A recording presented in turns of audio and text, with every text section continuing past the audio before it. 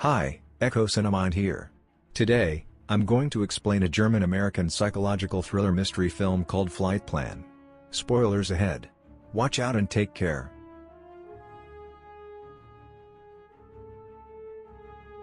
It is a tough night for Kyle Pratt. Kyle is an American aircraft engineer recently widowed by the death of her husband in Berlin. She has to take her husband's body on a flight to the US with her 4-year-old daughter, Julia, to help her with her anxiety. Kyle takes pills as prescribed by her doctor. The next morning, it is snowing outside. A taxi is waiting for them to take them to the airport. While at the airport, Kyle loses Julia. She panics. She sees strangers, couples, foreigners, adults. But nobody kid-sized. She turns again. There's Julia, over by a sundry stand. With an angry tone, she advises her not to wander around without her permission. Kyle and Julia will soon board a plane that Kyle helped design. They are the first to enter the cabin. Julia looks out her window. Then she steams that window up with her breath and draws a little heart in the steam with her finger, a tiny, clumsy heart. Then Kyle takes a nap. Awakening from her nap, she realizes that Julia has disappeared from her seat. Kyle tries to ask other passengers, but none of the passengers recalls seeing her. A flight attendant suggests that Julia might be playing with children of her age. Kyle walks down the aisle, trying to find her, but still no sign of Julia. Kyle continues to look around with an unease that's beginning to grow. She rechecks their row, where they'd fallen asleep. She looks under that blanket and finds the one-armed bear. But no Julia. That's weird. Julia wouldn't go anywhere without her bear. Then she contacts a flight attendant, Stephanie, to help her find Julia. Stephanie agrees to help her and makes an announcement of a missing child. A moment later, however, to her surprise, Stephanie tells her there is no record of her daughter boarding the flight. Kyle is confused. She is very sure her daughter was there with her, so she tries to prove it by showing her boarding pass. However, Kyle is unable to find Julia's boarding pass. And she also finds that her daughter's backpack is missing from the overhead bin, which is impossible because Julia couldn't have reached up here by herself. She's not dull enough. Seeing this situation, a sky marshal, Gene Carson, begins to monitor her while she's searching for her daughter. Kyle demands to see the captain, Marcus Rich, to get him involved in the search for her daughter. Hearing that there's no record of her daughter boarding the flight, the captain asks if Kyle is under any medication right now. Kyle says that she was taking sleeping pills to help her with anxiety due to her husband's death. Kyle further reveals that her husband died falling from their roof 6 days ago, which she refuses to believe was suicide. The captain and the other crew members suspect that Kyle has become unhinged by her husband's death and has imagined bringing her daughter aboard. Kyle insists on looking for Julia from nose to tail. Captain Rich reluctantly agrees and orders the crew members to do a thorough search. The lights in the cabin are turned on. An announcement is made to all passengers not to leave their seats. Stephanie goes down to the avionics section, looking around, but still no 4-year-old girls. While Pratt is busy searching, she sees an Egyptian. She confronts him as she recognizes him from somewhere. She tries to remember, but her brain's too scrambled right now. Kyle then asks the captain to look for Julia in the cargo hold. Captain Rich doesn't allow that, and angrily states that there are hundreds of passengers on this flight who are not receiving any attention at the moment because all flight attendants are busy conducting a search for a child that none of them believe was ever on board. Kyle doesn't take it well. She then runs to the Egyptian. She accuses the man of kidnapping her daughter, as she now remembers that she saw him last night, staring into her daughter's bedroom. The man is annoyed at being accused. Then, he shows proof of receipt of the hotel where he lived, which is nowhere near her apartment. Then, chaos ensues. Kyle forces the man to confess. They fight. Carson, who is fed up with her behavior, states that her husband's death makes more sense now. A couple of hours with her, and even he is ready to jump. Not long after, Captain Marcus receives a wire from the hospital in Berlin that says Julia was with her father when he fell off the roof and also died of internal injuries. Now, the crew believes she is delusional. Kyle furiously denies it. She is very sure that Julia is still alive and still on the plane. Carson now feels that Kyle is a threat by making up such a story, so he handcuffs her and keeps her in her seat. A therapist, Lisa, approaches and tries to console her, causing Kyle to doubt her own sanity. She now begins to accept her daughter's death. However, she then notices that a heart Julia had drawn earlier on the window next to her seat is real. Kyle becomes increasingly convinced that something weird is going on.